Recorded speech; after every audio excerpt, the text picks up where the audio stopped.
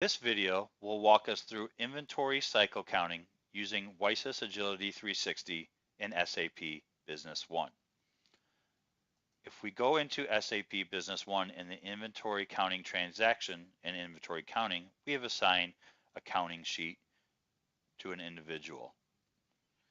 Counting sheet 14 has one single item in a single bin to be counted.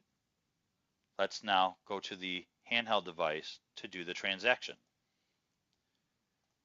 If we go into our inventory count by item, I can look up the document. I can scan a document given to me, but I know the document number is 14. I will then now scan the item that needs to be counted and the bin that I am counting today. I have now, as in the Agility handheld, 0 counted, but I want to count the items that I find in the warehouse.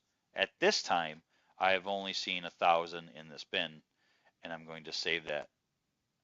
If I go back to SAP, I can refresh and see the variance in there. So I have a difference of 169 pieces that have not been found. I can approve that adjustment in SAP, or I can require the warehouse worker to go back and recount.